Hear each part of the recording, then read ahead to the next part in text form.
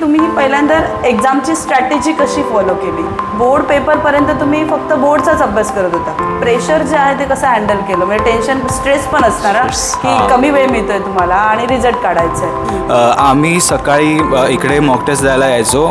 हो, बोर्डचाच. मग बोर्डच्या कन्सेप्ट आहेत त्या सेम सीईटीच्या सेम कन्सेप्ट आहेत. सेम क्वेश्चन्स रिपीट करायचे, म्हणजे जे येत नाही, म्हणजे स्टार्टिंगला जे आपल्याला येत आहेत ते सॉल्व करायचे. डिफिकल्ट आहे ते एकदा सॉल्व केले की ते सेम रिपीट होत असतात दरवर्षी.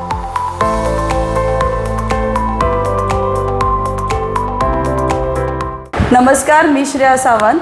तर आत्ताच नुकतीच 12वीची एक्झाम संपली आहे आणि सी ई टीचा रिझल्टसुद्धा लागला आहे आणि सी ई टीचा मुलांना खूप चांगला स्कोर मिळाला आहे. तर माझ्याबरोबर आहेत माझे 2 स्टुडंट. मी स्वतः इंट्रोडक्शन करत नाही, तेच स्वतःचं इंट्रोडक्शन देतील.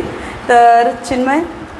हॅलो, माझं नाव आहे चिन्मय राणे. मी कणकवलीत राहतो आणि मी 12थपासून समर्थ क्लाससोबत जॉईन आहे. हॅलो, माझं नाव अथर्व उमेश तायशेटे. मी पण आता कणकवलीत राहतो. समर्थ अकॅडमीमधून पास झालो आहे. सी ई टीची आताच 25ची एक्झाम दिली आहे. तुमचे सी ई टीचे स्कोअरसुद्धा सांगा. माझा स्कोअर 94.06. माझा स्कोअर आहे 94.01. Okay. So M S C T G 2025 आहे त्या सी ई टीच्या एक्झामला हे दोघं बसलेत आणि पी सी एम ग्रुप होता यांचा आणि यामध्ये यांना 94% मिळाले. खूप मस्त अचिव्हमेंट आहे यांची. खरंच कॉंग्रॅच्युलेशन्स तुम्हाला दोघांना. तर आत्ता पहिलं मी तुम्हाला विचारेन की तुम्ही पहिल्यांदा एक्झामची स्ट्रॅटेजी कशी फॉलो केली? स्ट्रॅटेजी म्हणजे कसं, मी आणि अथर्वनी ॲक्च्युली प्रिपेअर एकसाथ केलं. आम्ही सकाळी इकडे मॉक टेस्ट द्यायला यायचो. अराऊंड 1 मंथ असेल एक्झामला, तेव्हा सकाळी मॉक टेस्ट द्यायला यायचो आणि जर संध्याकाळी त्याच्यावरतीच आमचे जे काही चुका झाल्या असतील त्या आम्ही मॉनिटर करायचो. त्याच्यावरती दुसऱ्या दिवशी इम्प्रूव्ह करायचो, कारण सिलेबस क्लासमध्ये ऑलरेडी झाला होता सगळा. त्याच्यामुळे आता परत सिलेबस कवर करायची गरज नव्हती. फक्त मॉक टेस्ट आणि ॲनालिसिस त्याच्यावरतीच शेवटच्या 1 महिना आम्ही फोकस केला. हां, मग सी ई टीची जी एक्झाम तुम्ही प्रिपेअर करायला ॲक्च्युअल सुरुवात केली ती कोणत्या महिन्यापासून सुरुवात केली? बोर्डच्या पेपर्सच्या नंतर. बोर्ड पेपर नंतर. मग बोर्ड पेपरपर्यंत तुम्ही फक्त बोर्डचाच अभ्यास करत होता? हो, बोर्डचाच. मग बोर्डच्या कन्सेप्ट आहेत त्या सेम सीईटीच्या सेम कन्सेप्ट आहेत. ओके. मग बोर्ड जेव्हा तुम्ही शेवटच्या 2च महिने म्हणा तसं अभ्यास करत असाल तर तुम्ही त्यावेळी प्रेशर जे आहे ते कसं हँडल केलं? म्हणजे टेन्शन, स्ट्रेस पण असणार ना की कमी वेळ मिळतोय तुम्हाला आणि रिझल्ट काढायचा आहे. सेम क्वेश्चन्स रिपीट करायचे, म्हणजे जे येत नाही, म्हणजे स्टार्टिंगला जे आपल्याला येत आहेत ते सॉल्व करायचे. डिफिकल्ट आहे ते एकदा सॉल्व केले की ते सेम रिपीट होत असतात दरवर्षी. तेच ट्राय करता यायचे. सी ई टीचं एक जर बघितलं तर सी ई टीचं जे एक्झाम्स आहेत ते एक्झाम पॅटर्न सेम असतं. क्वेश्चन्स रिपीटेडली येत असतात आणि JEE लेवलचे जे क्वेश्चन असतात ते कन्सेप्ट ओरिएंटेड असतात. तर चिन्मय, मला माहिती आहे की तू पहिल्यांदा JEE ट्राय करत होतास, तर मग त्यानंतर तू सी ई टीमध्ये स्विच कसं झालास की काय तुझ्या डोक्यात चालू होतं तेव्हा? ॲक्च्युली झालं कसं, 11थला मी इथे नसून मी कोल्हापूरला होतो, आकाश बायजूजला, आणि तिकडे मी JEEची प्रॅप करत होतो.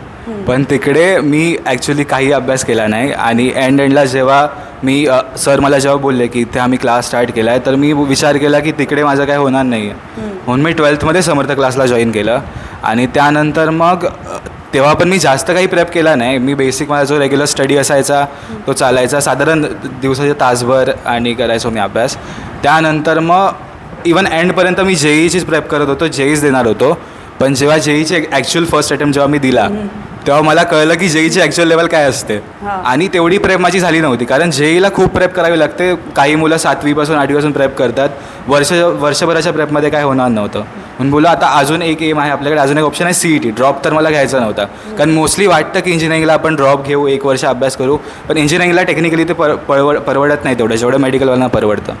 मग दुसरा ऑप्शन CET होता. मग मी अराऊंड शेवटचे 3 महिने बोर्ड आणि CET धरून त्यावेळी मी सिरियसली अभ्यास केला, एकदम सिरियसली. दिवसाचे साधारण 10 तास मी स्टडी केला त्या टाईमला आणि CET मला वाटलेलं बऱ्यापैकी होईल CET. मी CETवरती फोकस केला आणि ती झाली क्रॅक. ओके. मग JEE जर क्रॅक करायचे असेल तर बॅकग्राऊंड आपलं CBSE बेस असलं पाहिजे की state board wise JEE crack होईल?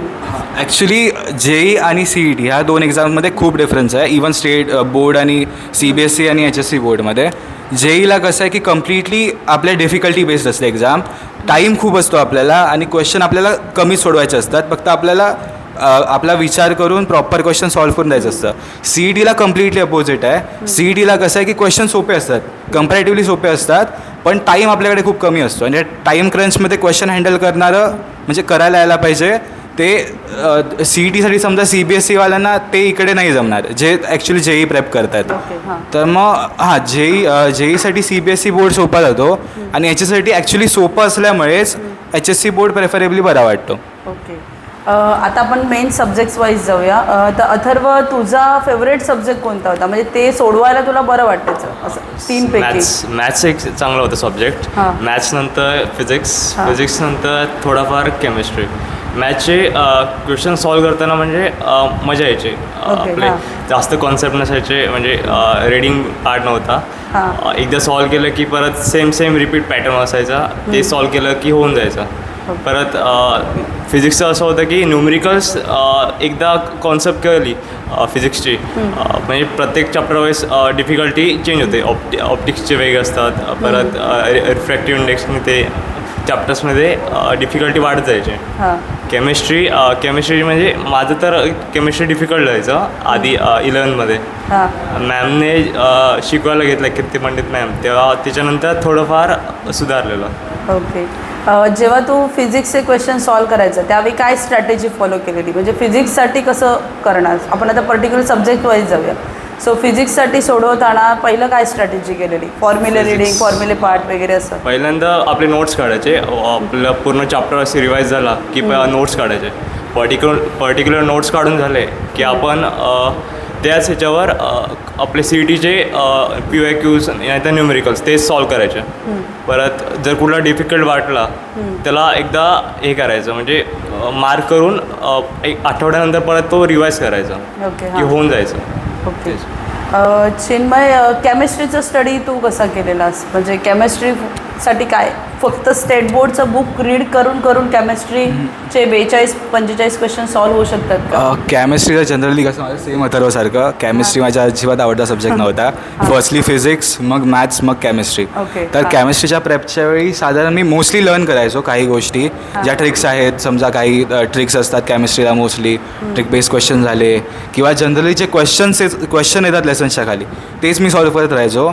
आणि बुक रीडिंग वरच्यावर केलेली मी. अँड इवन एंडच्या एक्झामला मी बोर्ड्सची बुक न रीड करता NCERT रीड केलेली.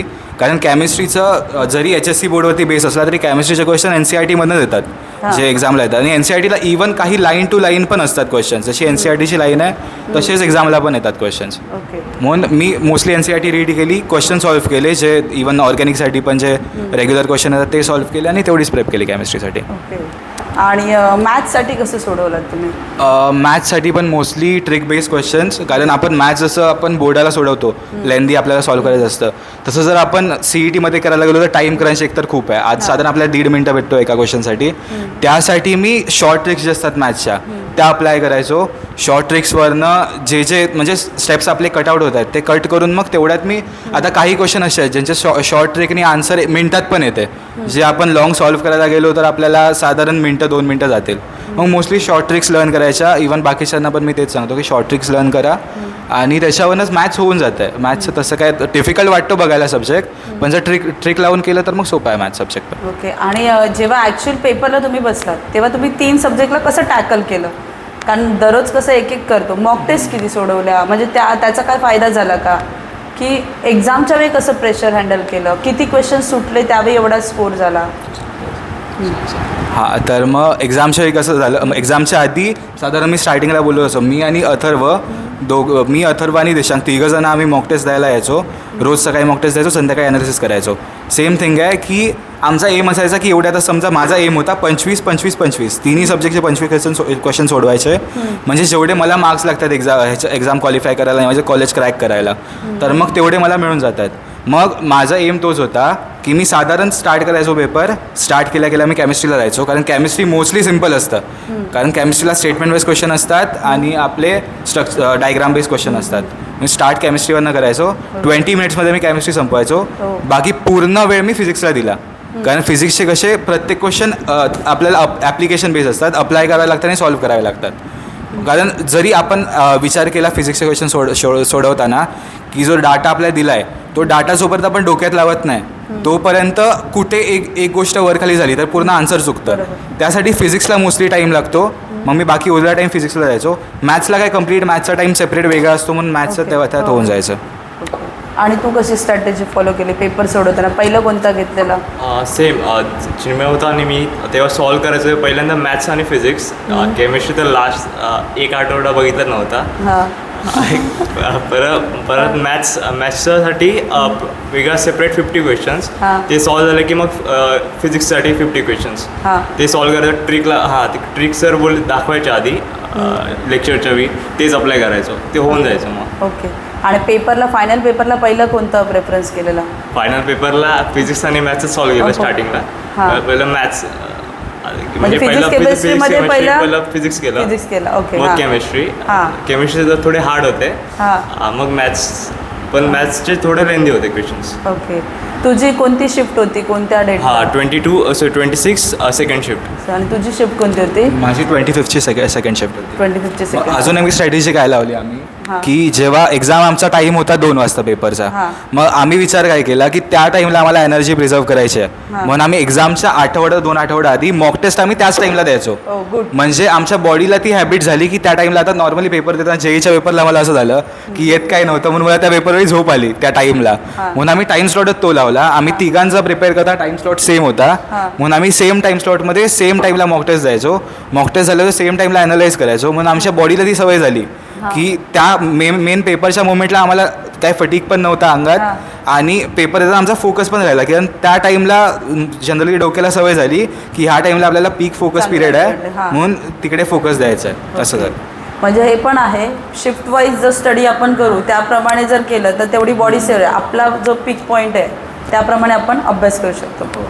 ओके. आता जी 11thला ज्युनियर्स आहेत तुमचे किंवा 12thची जी मुलं आहेत 12thच्या मुलांना अंदाज आला आहे की 10वीसारखं हे नाही आहे, सगळं डिफिकल्ट आहे जेव्हा त्याचे 7-8 चॅप्टर्स आता संपलेत.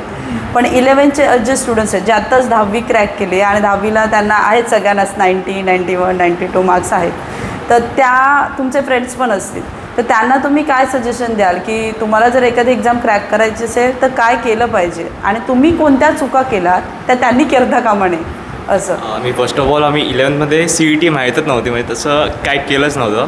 हां. जे केलं ते बोर्डच्या पेपरनंतर सिरियस होऊन केलं. हां. परत 11thचं ते आहे ते आता 11 करून घेतलं तर आरामात मग बोर्ड्सचं पण होऊन जातं आणि CETचं होऊनच जाणार.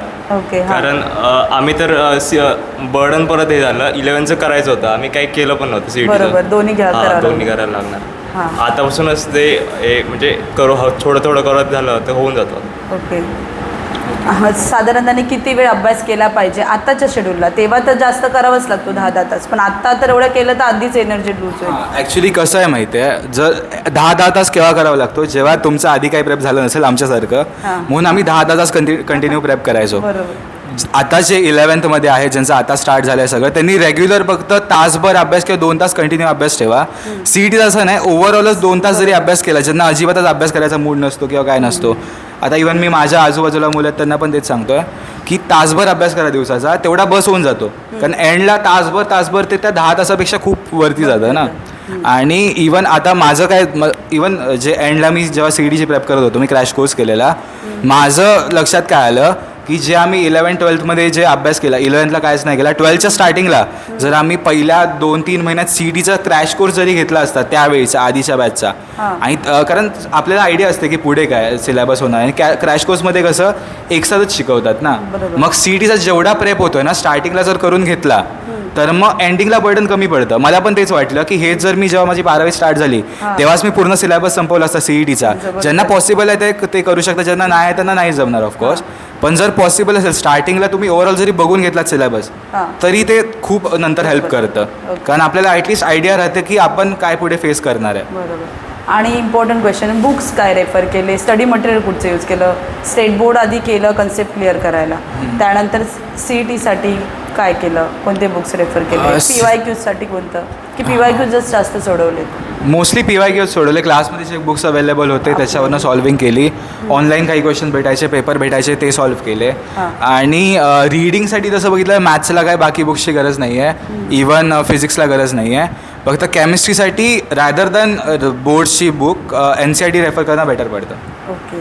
तर या दोघांनी तर अभ्यास एकत्र स्टार्ट केला आहे. तर आपण आता रॅपिड राऊंड बघूया आणि दोघांचे आन्सर सेम येतात का चेक करूया. हां, माईकमध्ये फक्त ठेव. सो केमिस्ट्रीमध्ये ऑर्गॅनिक की फिजिकल आवडतं असं. मॅथ्समध्ये इंटिग्रेशन की वेक्टर. इंटिग्रेशन. हां, इंटिग्रेशन. सोलो स्टडी की ग्रुप स्टडी. Group study. उत्तम की टार्गेट. उत्तम. ओके.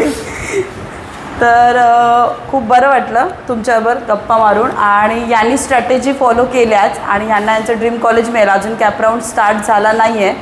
सो आता कॅपराऊंडचे पण जे काय असणार आहे जर्नी त्याच्यासाठी आपण पुन्हा यांना बोलवूया जेव्हा यांना यांचं कॉलेज मिळेल तेव्हा, की त्यांनी कसे कॅपराऊंड भरलेत, कसे फॉर्म भरलेत, तर ते आपण बघूया. Okay, thank you.